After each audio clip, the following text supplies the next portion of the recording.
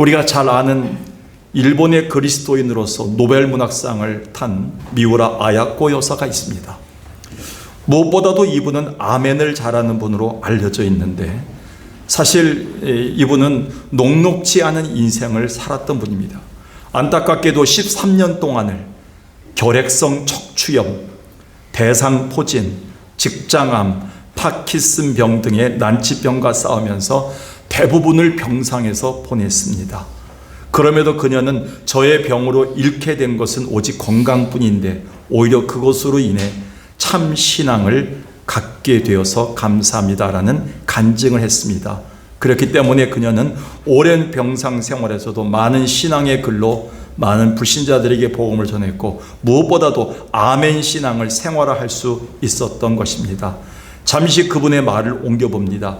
저는 긴 요양생활 동안 너무 힘들 때면 주님을 불렀고 말씀을 보다가 아멘을 외치기도 했습니다. 그러면 이상하게도 전능하신 주님이 제 곁에서 저를 온전히 지키시고 함께 하셨습니다. 따라서 제게 있어 아멘은 숱한 아픔과 유혹에서 이겨내게끔 하는 힘이었으며, 오늘도 하루를 아멘으로 시작하여 아멘으로 마무리할 수가 있습니다.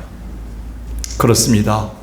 그리스도인에게 있어서 아멘은 하루를 시작하는 열쇠고 마무리하는 자물쇠와 같은 것이기에, 또 신실하신 하나님에 대한 분명한 신앙 고백이기 때문에 우리는 겉으로 드러나지 않더라도 우리는 마음속 깊은 곳에라도 아멘을 외칠 수 있는 성도가 되어야 합니다. 그래서 바울은 신실하신 주님을 믿는 성도들이라면 아멘의 삶을 이렇게 권면하고 있습니다. 18절과 20절 고린도후서를 보겠습니다. 1장 18, 19절에 보니까 하나님은 미쁘시다. 이 미쁘다는 이 한글 표현이 원래 뜻이 뭐냐면 신실하신 분이시다. 한번 약속하신 것은 끝까지 지키신 분이고 변하지 않으신 분이다 할 때 하나님은 미쁘시다. 그래서 바울도 고린도 교회를 향해서 우리도 그 하나님을 믿기 때문에 우리는 예라고 하고 아니라 하는 것이 없다. 그러면서 20절에 이렇게 얘기합니다. 하나님의 약속은 얼마든지 예수 안에서 예스가 되니 그런즉 그로 말미암아 우리가 말씀을 들을 때 아멘 하여 하나님께 영광을 돌리게 하느니라. 여러분, 하나님께 영광 돌리는 건 큰 일이 아닙니다. 큰 헌금이 아닙니다. 큰 봉사가 아닙니다. 말씀을 들을 때 하나님이 우리 가정에 함께 하시는 은혜를 누릴 때 아멘이라고 외칠 수 있을 때 하나님은 영광 받으신다는 것입니다. 그런 면에서 오늘 본문이 주는 은혜가 더욱 뜻깊습니다. 하나님은 모세를 통해서 그의 후계자가 될 여호수아에게 주신 약속의 내용입니다. 그동안은 사실 모세가 광야 40년 동안을 영적 리더십으로 잘 인도해 주었는데, 이제는 하나님의 부르심으로 세상을 떠날 때가 됐고 모세는 120살에 세상을 떠납니다. 이 말씀 이후에. 그런데 이제 여호수아가 그 뒤를 이어서 이스라엘 백성을 미지의 땅 가나안으로 인도해 나가야 하는 중차대한 사명을 갖고 있기 때문입니다. 그런데 지금 그들이 들어가 차지할 가나안 땅은 하나님의 약속이 있음에도 불구하고 여전히 가나안의 7 족속들이 버티고 있으며 싸움도 잘하는 족속이었습니다.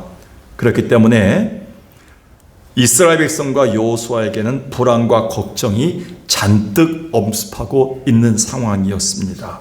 이에 하나님은 모세에게 주셨던 약속을 재차 여호수아에게 주시는 내용, 곧 분명히 함께 하심과 보호하심, 그리고 승리를 보장해 주겠다는 것을 상기시키면서 저에게 약속하십니다. 아마 그것 때문인지 이후에 진행되는 여호수아 행전을 계속 읽다 보면 하나님의 약속의 말씀을 그대로 받았던 여호수아는 불안과 염려는 전혀 찾아볼 수가 없고 되레 벌떡 일어나서 가나안을 향한 진군을 힘차게 시작하고 있습니다. 그 다음에 여호수아를 보겠습니다. 1장 9절 11절에 보니까 내가 내게 명령한 내용을 기억하느냐 이렇게 얘기합니다. 그게 바로 오늘 성경 본문이겠죠. 강하고 담대하라, 두려워하지 말고 놀라지 말라 하지 않았느냐. 어디 가든지 내 하나님 여호와가 너와 함께 하시라 약속하지 않았냐 이렇게 얘기합니다.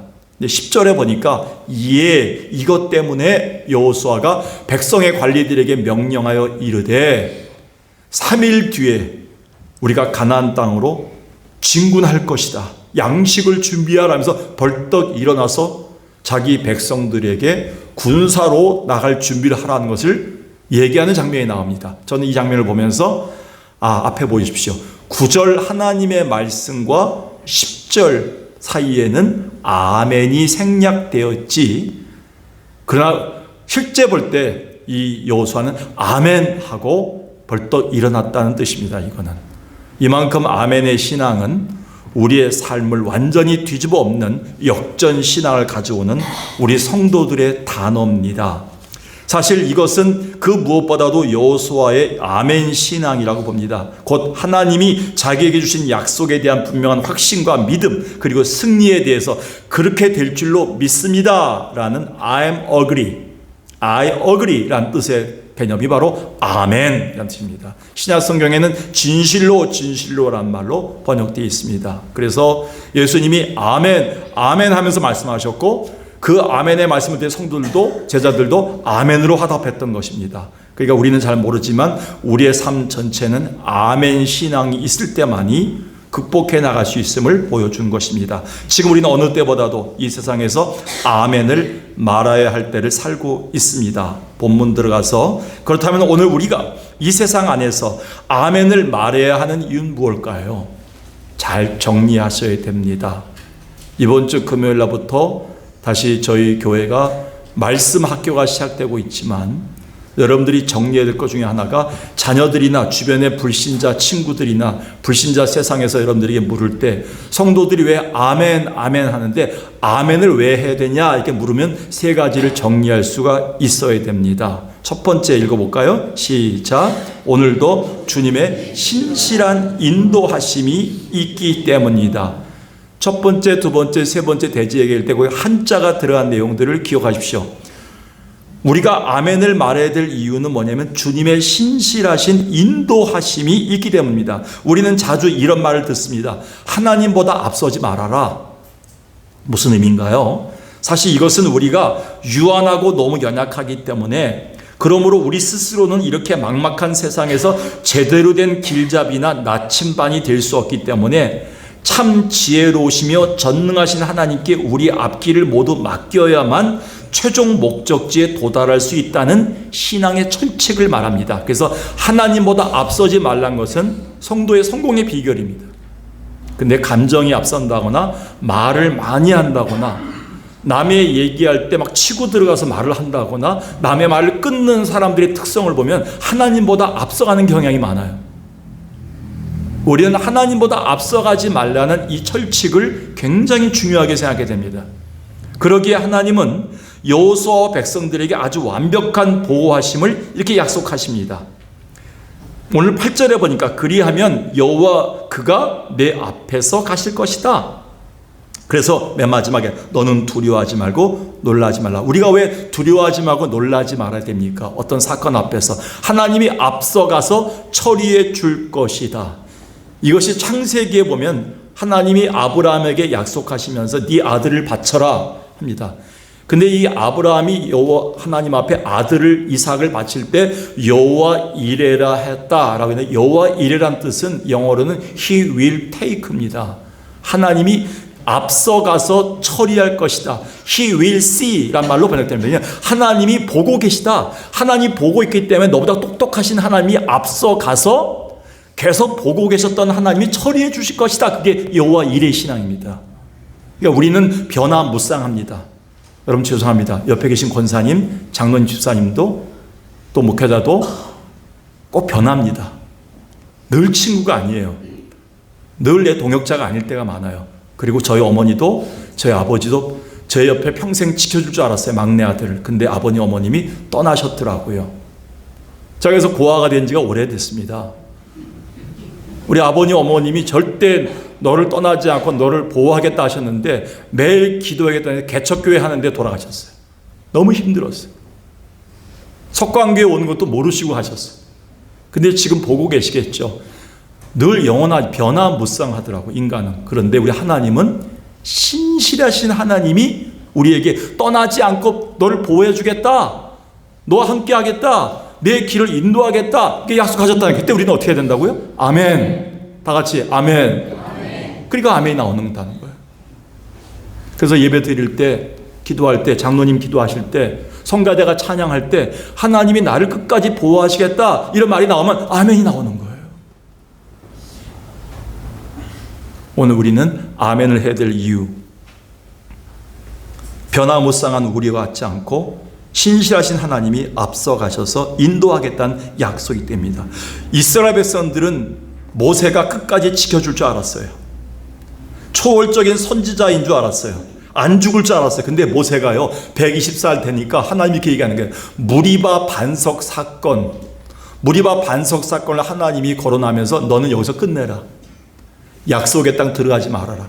그렇게 믿음이 없어서 네가 어떻게 사니? 이런 식으로 얘기합니다. 그러면서 모세를 미련 없이 데리고 가십니다. 이제 여호수아밖에 없는 거예요. 얼마나 두렵겠습니까? 영원히 지켜줄 줄 알았던 모세가 간다는 것입니다. 이때 황당하고 혼란스러운 상황 속에서 사람들이 생각합니다. 아, 모세도 약한 자였구나. 모세도 영원한 우리의 인도자가 아니었구나 하는 순간에 하나님이 내가 너를 끝까지 인도하시겠다는 영적인 내비게이션을 주시겠다고 약속하신 거예요.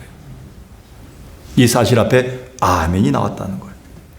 아니나 다를까 이스라엘 사람들은 40년 동안 어떻게 보냈습니까? 시편 107편에서 시편에서 이렇게 얘기합니다. 그들이 광야 사막길에서 방황하며 거주할 집을 찾지 못하고 줄이고 목이 말라 영혼이 피곤했을 때 그들이 근심 중에 여호와께 부르짖을 때마다 그들의 고통에서 건져주시고 또 그 다음 바른 길로 뭐 하셨다고요? 그때마다 이상하게 길을 보여주셨다는 거예요. 바른 길로 인도하사 거주할 성읍에 이르게 하셨다. 그게 바로 가데스 바네아를 지내왔다는 거예요. 이제 가나안 땅 앞에 와 있다는 거예요. 막막한 이스라엘 백성들이 40년 동안 어떻게 내비게이션 없이 지도 없이 여기까지 왔겠습니까? 하나님의 완벽하신 인도하심을 받았다는 겁니다. 저 우리 성도들을 볼 때마다 존경할 수밖에 없어요. 어떻게 남편을 먼저 보내고, 어떻게 자식을 먼저 보내고, 어떻게 아내를 먼저 보내고, 어떻게 그런 집안의 큰 어려움과 우환을 거치시면서 어떻게 그렇게 웃으시면서 교회 와서 봉사하고 주의 종을 섬겨주시고 그렇게까지 눈물과 콧물 흘리면서까지 기도하시면서 교회와 목회자들을 지켜내고 계시는가? 제가 볼 때는 하나님의 신실하신 인도하심이 있었는 줄로 믿습니다. 그 인도 때문에 아멘 하면서 오다 보니까 아멘 아멘 하다 여기까지 온 거예요. 노멘 노멘 하다 보면 뭐예요? 세상으로 간 거예요. 웃지도 않으니까 다시 하겠습니다. 아멘의 반대말이 노멘이라 하더라고요. 누가 어떤 사람 배고프니까 라멘. 여러분 우리는 아멘이에요. 하나님의 신실하신 인도하신 때문에 우리는 아멘의 신앙으로 여기까지 왔다. 여러분 이스라엘 사람들이 홍해 바다를 하나님의 은혜로 건넜습니다. 그 바다에 다 죽을 줄 알았죠. 그런데 그 바다를 건넌 다음에 출애굽기 15장에 모세가요 남자들과 함께 성가대를 이루어갖고 찬양하는 내용이 출애굽기 15장에 있습니다. 15장 1절만 보겠습니다. 이때 모세와 이스라엘 남자 자손들이 이 노래로 여호와께 노래할 때 하나님을 찬송하며 하나님 높다, 하나님이 그 원수들을 저 바닷물에 다 집어넣고 우리를 구원하셨다 찬양하는데 20절까지 찬양합니다. 20절까지. 그런데 21절에 가서 그 누나 미리암이 어떻게 했습니까? 그들에게 뭐하여? 화답하여 이르되. 여러분 화답을 어떻게 할까요?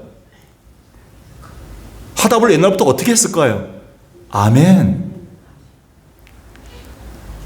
목사님의 설교에 여러분들이 아멘, 장로님의 기도에 여러분들이 아멘, 성가대의 찬양에 여러분들이 아멘 한 것처럼 우리는 스스로 뭐냐면 가르쳐주지 않아도 마음속에 아멘이 나오게 돼 있어요. 누이 미리암이 남자와 모세의 찬양을 들으면서 그는 아멘 그렇습니다 하면서 장구를 치면서 또 찬양을 했어요. 오늘 우리의 삶은요 찬양하다 보니까 아멘이 나오고 아멘 하다 보니까 그 목적지에 도달하게 되는 인생을 살게 됐던 것입니다. 그래서 시편 119편 105절 165절에 이렇게 얘기합니다. 주의 말씀은 깜깜한 내 세상의 발이고 발의 등이요 내 길의 빛이다. 그리고 165절 읽읍시다. 시작. 주의 법을 사랑하는 자에게는 큰 평안이 있으리니 저에겐 장애물이 없으리로다. 여러분, 지금까지 제가 인도했다거나 옆에 남편이 인도했다거나 아내가 인도했다거나 어떤 위대한 대통령이 인도했다면 여러분들 여기까지 오지 못했습니다. 장애물 때문에 못 넘었을 거예요. 근데 하나님이 그게 장애물인 것 같은데 기도 제목이었고 축복의 선물이었기 때문에 그걸 넘고 견디고 하다 보니까 여기까지 온 거예요. 하나님은 지금도 하나님 말씀을 의지하고 하나님의 인도하심에, 신실하신 인도하심에 믿고 따르고 거기에 맡기는 자들에게 장애물이 없는 삶으로 여러분들을 인도해 줄 줄로 믿습니다. 이런 하나님의 신실한 인도하심이 와 있다면 우리는 이 땅에 살면서 아멘을 말해야 될 이유가 있는 것입니다. 두 번째, 읽어볼까요? 한번 시작. 오늘도 주님의 확실한 임재를 느끼며 살기 때문입니다. 여기 한자를 주의하십시오. 임재. 이 말은 불교에서 많이 쓰는, 다신교에서 많이 쓰던 말이었기 때문에 우리가 잘 안 썼는데요. 가장 성도들이 쉽게 알 수 있는 단어는 하나님이 나와 함께 하시면서 역사하고 함께 편지하시면서 내 모든 일거수일투족과 함께 하신다는 뜻으로 얘기할 때 임재란 말을 쓰는 것이 편합니다. 영어로는 presence란 말이죠. 그분이 나와 함께 가시는 것 이상의 나의 일거수일투족 속에서 하나님은 힘과 능력을 공급해 주시면서 옆에 계시다는 뜻이 임재란 뜻입니다. 모세에 이어서 무거운 짐을 진 여호수아는 두려움과 막막함에 차마 일어서지 못했지만 하나님이 그를 일으켜 주었던 건 두 번째 말씀입니다.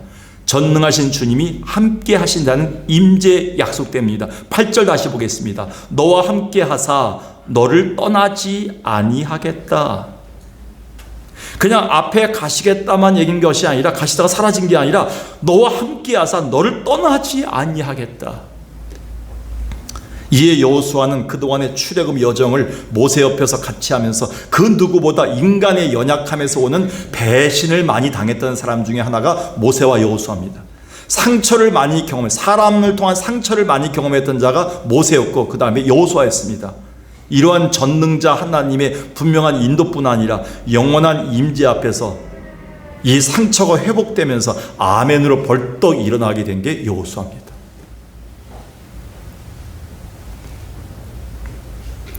그렇습니다. 이렇게 거칠고 또 사람에게 당한 상처로 반목이 넘치는 이 세상에 우리가 살면서도 그럼에도 우리가 아멘을 말해야 하는 이유가 뭘까요? 하나님의 확실한 동행하심과 임재의 약속 때문입니다. 이것 때문에 우리가 오늘도 이 예배에서 찬송할 수 있고 이 은혜에 감사로 봉사할 수 있으며 용기 낼 수가 있는 겁니다. 바울은 그것을 이렇게 정리했습니다. 무엇보다도 뜨겁게 서로 사랑하라. 아니, 말이 안 되죠. 지금 예수 믿으면 잡혀가 죽고 예수 믿는 것 때문에 직장에서 쫓겨나고 예수 믿는 것 때문에 지금 많은 사람들에게 따돌림을 당하는 2000년 전의 기독교인들에게, 그것도 쫓겨다니는 기독교인들에게 무엇보다도 뜨겁게 사랑하라. 말이 됩니까? 9절에 보니까 서로 대접하기를 원망 없이 하라. 나 먹고 살기도 힘든데 왜 남을 대접합니까? 그리고 각양 받은 은사대로 하나님의 은혜를 받은 선한 청지같이 열심히 봉사해라. 이게 말이 됩니까? 예배당 한번 나오기도 힘든데 어떻게 교회에서 봉사까지 하고 열심히 일하라는 게 말이 됩니까? 그런데 11절에 답이 나와 있어요. 누가 설교할 때, 찬양할 때, 누가 기도할 때 하나님이 공급하시는 것 같이 생각하라. 하나님이 옆에 계셔서 공급하고 계시다, 이런 뜻이에요. 그리고 네가 봉사할 때 네 돈으로 봉사하는 게 아니다, 네 힘으로 봉사하는 게 아니라 여기까지 온 거 네 힘으로 나온 게 아니다. 하나님이 옆에 계셔서 뭘 힘을 공급하시는 것 때문에 온 것이다. 그러니까 뭐라고 나옵니까? 맨 마지막에 그 하나님에게만, 예수님에게만 영광과 권능이 세세 무궁토록 있을지어다. 그 다음에 뭐예요? 아멘. 이거 확인해야 돼요. 이거 확인하지 않으면요, 내가 잘난지 알아요. 내가 이만큼 돈 냈는데 왜 교회가 날 안 해주냐는 거예요. 내가 이만큼 봉사했는데 왜 회장이 안 되냐는 거예요. 내가 이만큼 일했는데 왜 내를 대원 건설 안 시켜주냐는 거예요. 내가 이만큼 일했는데 왜 교회에서 대접 안 했는 거예요. 우리가 행여나 이런 생각하지만 안 됩니다. 주님이 공급하셨기 때문에 주님이 지켜줬기 때문에, 주님이 나를 떠나지 않기 때문에, 지금까지 계속적으로 붙잡아서 힘을 줬기 때문에 봉사하고 뜨겁게 사랑하고 용서할 수 있었고, 다시 찾아갈 수 있었고, 힘들어도 교회 나갈 수 있었고, 상처받았어도 그 집사님을 권사님을 안을 수 있었던 거예요 지금까지. 그러니까 그 생각날수록 아멘 나옵니다.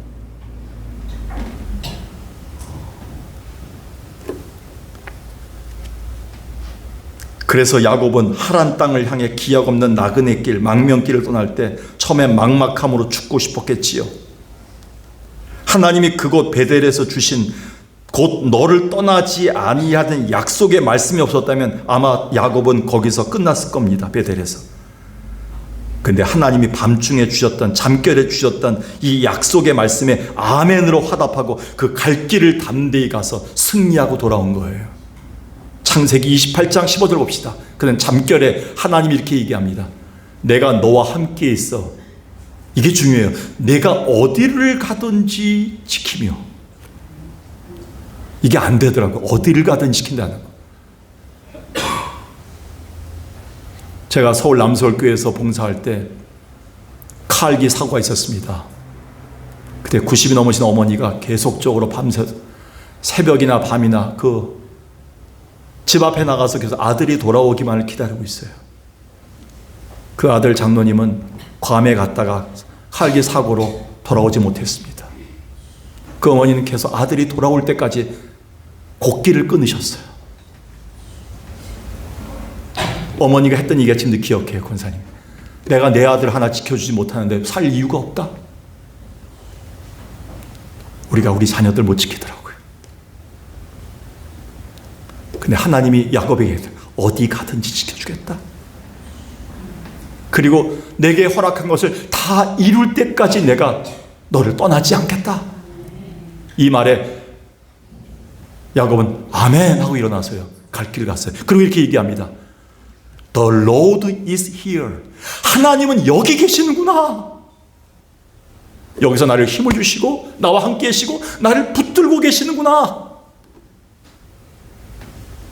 여러분, 하나님 멀리 계시지 않아요. 바로 여러분과 함께 하시면서 떠나지 않으시면서 임재하신 이 약속 가운데 함께 하신 줄로 믿습니다. 그 앞에 아멘 하고 야곱이 그 망명길을 떠났던 것입니다. 우리는 지난주 부활절을 보냈습니다. 부활의 주님이 죽음을 정복하신 이후에 오늘 성가대가 찬양했던 것처럼 약속하셨던 것을 분명히 기억해야 됩니다. 마태복음 28장 20절에 내가 너에게 분부한 모든 것을 가르쳐 지키게 하라. 볼지어다 내가 세상 끝날까지 너희와 항상 함께 있으리라. 이 약속은 지금도 유효합니다. 그 예수님이 세상을 떠나기 전에 십자가 돌아가시기 전에 요한복음 14장에서 이렇게 약속하십니다. 혹시 내가 떠나서 여러분들의 눈에 보이지 않더라도 보이지 않는 하나님의 영, 내가 너희 가운데 있겠다 하면서 이런 약속 주셨습니다. 내가 아버지께 구하겠는데 그가 또 다른 보혜사 성령을 너희에게 주사 영원토록 너희와 함께 있게 하겠다. 이 약속이 있기 때문에 우리는 오늘도 이 어려운 세상에 살면서 각박한 세상에서 오늘도 우리는 아멘을 말할 수 있는 것입니다. 마지막 세 번째입니다. 우리가 왜 이 세상에서 아멘을 말해야 될까요? 시작. 오늘도 주님의 분명한 견인의 약속이 있기 때문입니다. 세 가지 한자를 기억합시다. 첫 번째 한자는 인도하심이에요. 두 번째는 뭐냐면 임재하심이에요. 세 번째 견인하심이에요. 이 견인이란 말을 어떤 분이 이렇게 얘기하더라고요. 자동차가 끌고 가는 견인. 그 견인이 아니에요. 그 견인차 아주 완전히 지워버리세요. 이 견인은 견딜 견자. 누가 견뎌? 우리가 견딜 수 있는 거예요. 그 견딜 수 있는 힘, 나를 끝까지 인내할 수 있는 힘, 하나님 끝까지 견디게 하시고 인내하게 하신다는 거예요. 그 힘을 누가 주신다는 거예요? 하나님 주고 계시다는 거예요. 근데 착각하지 마세요. 여러분, 어떻게 그 사건 속에서 그 일 이후에 어떻게 견디고 여기까지 오셨습니까? 미스테리예요. 그때 하나님이 여러분을 붙들었던 힘이 견인의 약속의 힘이에요. 자, 이 견인의 교리 8절을 보겠습니다. 다시 보니까 내가 너를 함께하사 너를 떠나지 아니하시며 뭐하지 아니한다고요? 버리지 아니하시다. 너는 두려워하고 놀라지 말라. 네가 몸이 아프다고, 돈이 없다고, 네가 병약하다고, 쓸모없다고 이제 버린 그런 세상에서 나는 너를 버리지 않겠다. 이게 견인의 약속이에요. 그래, 네가 끝까지 견디어서 그 자리까지 가게끔 도와주겠다는 거예요. 개혁주의, 칼빈주의 교리, 5대 교리 중에 하나가 마지막 5번째 교리가 견인의 교리입니다. 성도의 견인 또는 궁극적 구원의 교리를 5번째 교리로 우리 장로교는 삼고 있습니다. 즉 하나님에 의해서 택정되고 그리스도 예수의 피로 씻어 성령의 은총으로 믿어서 거룩하게 된 성도들 여러분입니다. 우리 모두 끝까지 견딜 수 있고 궁극적으로 구원에 이르게 할 수 있다는 그 교리가 바로 견인 교리입니다. 다시 말합니다. 하나님의 영원한 섭리에 의해서 선택되어진 우리들은 단 한 사람도 하나님이 잃어버리지 않으시겠다는 하나님의 확고한 의지가 담겨있는 교리가 견인교리예요. 여러분 하나님의 자녀가 되셨습니까? 하나님 주신 힘으로 이 자리까지 오셨습니까? 하나님의 귀한 능력으로 거듭난 자들입니까? 그러면 하나님은 끝까지 버리지 않게끔 힘들어도 어려워도 견딜 수 있는 힘을 주시고 끝까지 최종 목적지까지 인도하시겠다는 게 하나님의 의지예요. 이단에 속지 마세요. 저 박옥수, 구원파 이런 데 가면요 이렇게 얘기합니다. 교회 다니면서 힘들지요. 설교가 안 들어오지요. 요즘 교회 다니기 힘들지요. 자꾸 헌금만 강조하지요. 자꾸 다닐 때마다 은혜가 없지요. 그럼 우리가 대부분 그걸 끄떡이에요. 그런 사람들 다 거기 가 있어요. 개혁주의 교리는요 참된 신화의 교리는 재미가 없어야 돼요.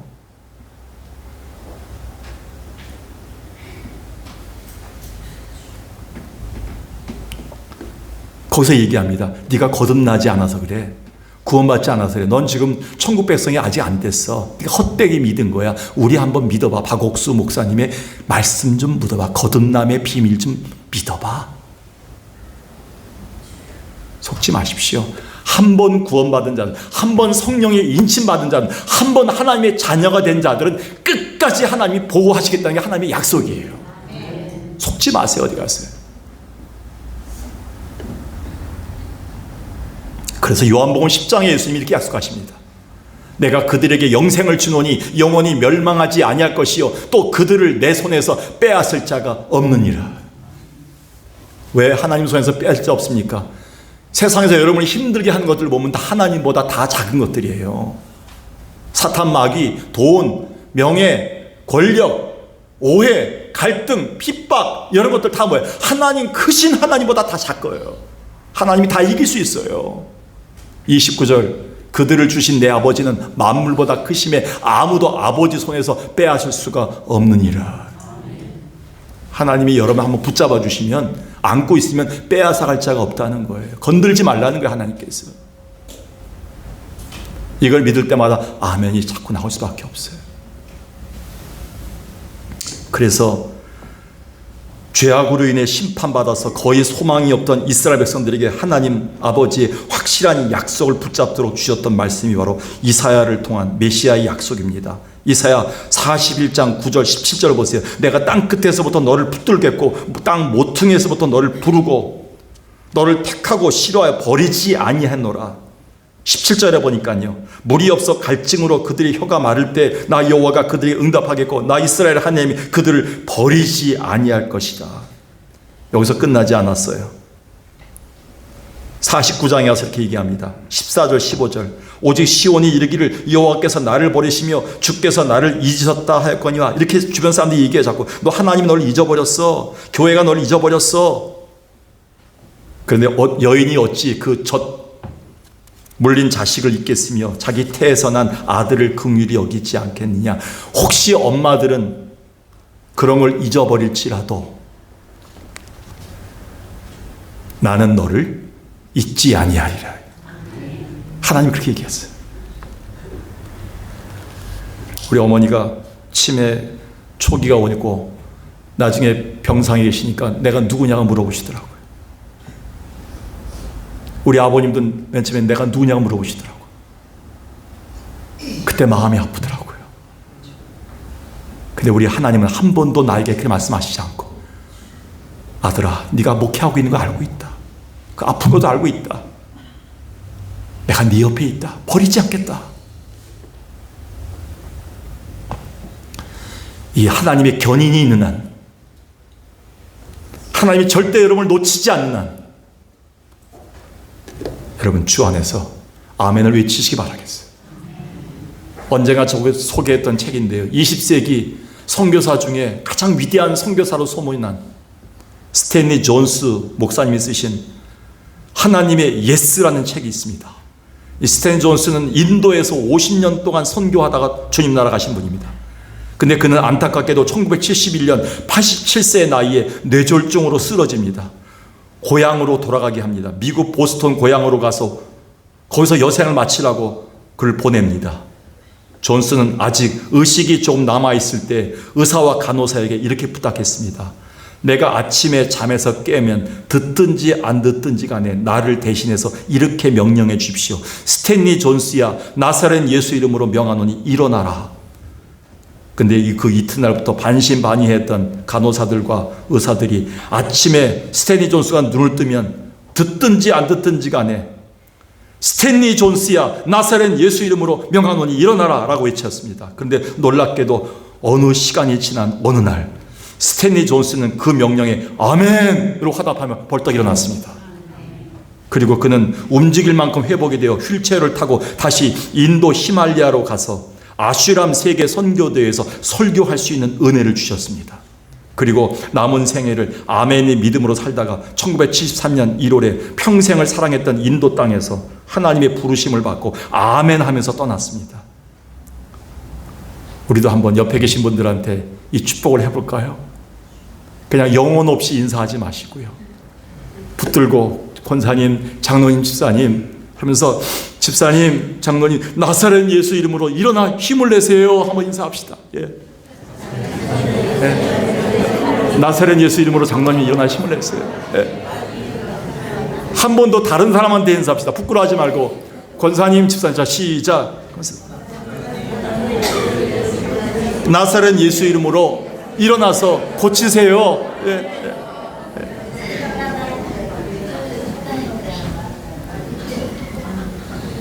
오늘 말씀을 마칩니다. 오늘 받은 말씀이 우리에게 귀한 은혜로 돌아와야 되는데, 다윗은 시편 41편에서 이렇게 고백하고 자기 인생을 마쳤습니다. 한번 볼까요? 여호와께서 그를 병상에서 붙드시고 그가 누워 있을 때마다 그의 병을 고쳐 주시나이다.